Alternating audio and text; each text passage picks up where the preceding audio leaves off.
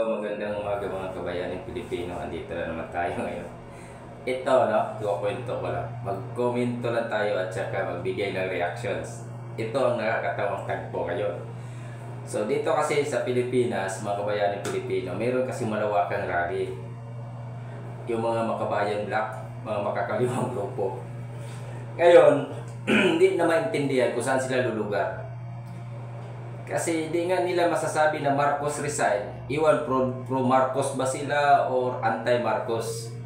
Inaano lang nila ngayon panawagan is wakasan ang corruptions. So saan po ba nagmula ang corruptions? Di ba? Hindi naman magkakaroon ng corruptions kung hindi inano sa presidente. So galing sa taas, pababa, no? Pababa, nagkaroon ng BICAM committee, tapos pipirmahan ng Pangulo, then doon na. Tsaka na distribution na ng mga fundings para sa different projects. So ito ang issue. Ngayon, hindi alam ng mga makakaliwang grupo kung magsisigaw ba silang Marcos resign, Marcos alis dyan, Marcos kung ano-ano pa, diba?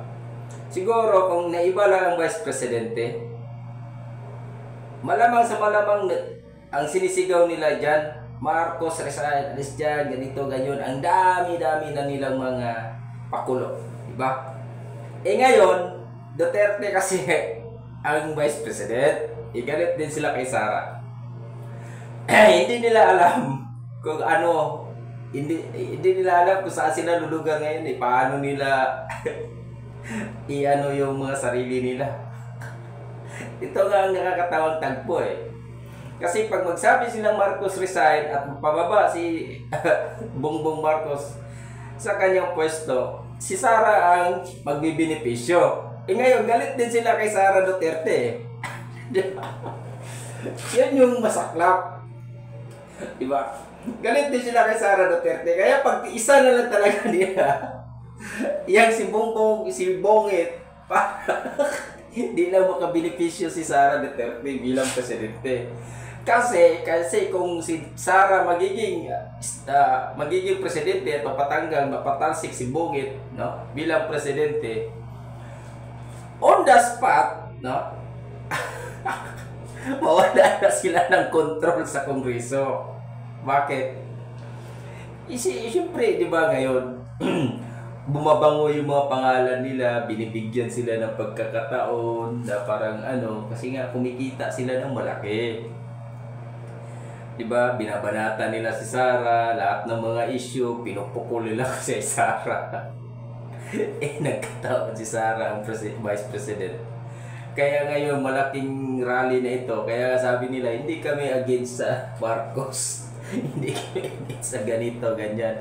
Ang rally namin ito ay hindi pro, anti, or ganun-ganun. Basta ipagsigawan na lang nila na wakasan ang corruption sa Pilipinas. Natatawa talaga ako dito sa mga makakaliwang grupo na to. O, diba? Stop saying Marcos resign kasi takot kami kay Sara. Yun yung dapat nila i-ano, no? Takot sila kay Sara eh. Kasi pag si Sara mag-assume sa responsibilidad bilang presidente, yari sila.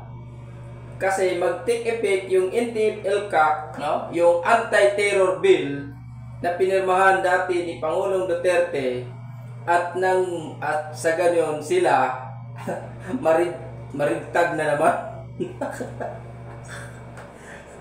Tapos yung mga leader nila, no? Sila Castro, Lao Campo, Sator Campo, may mga kaso yun eh. Yari sila doon. Kaya yun yung isa sa pinaka-worst na senaryo na ma-experience ng mga makabayan black.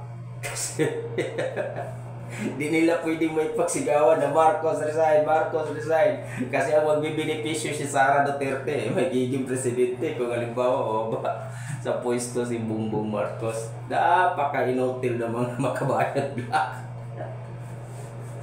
titiisin na lang nila yung corruption na lang yan hanggang matapos ang termino ni Bongbong Marcos. Kasi nga, ang plano nila sa 2026, ipapa-impeach na naman si Sara. Kung magsisigaw sila ngayon, tapos mapababa sa pwesto si Bongbong, paano na ma-impeach si Sara? Nagiging presidente na si Sara Tapos, tatakbo 2020, hindi mag 9 years, 9 years silang magtitiis at magdusa.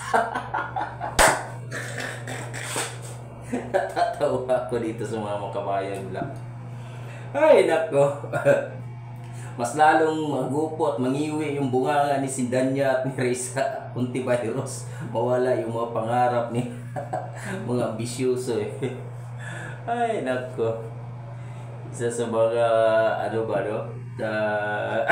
hindi mo maiintindihan ngayon. Yan yung pinaka ng mga makabayan black. Sama tayo. Di ba piliin na lang natin dito kay Marcos. No? Kahit galit na sila dahil yun ang nila na against sa mga corruptions sa gobyerno. Tapos ngayon, Sara Duterte ang magbibenepisyo kung mapababa si Marcos sa pwesto. Galit din sila. Kaya mga mirisi, nagabaan ang mga makabayan black. And tatatawa na lang ako dito sa posisyon nila kung saan sila lulugar So, yun lang mga kabayani Pilipino, maraming salamat sa panunood sa video ito sa channel ko. God bless all.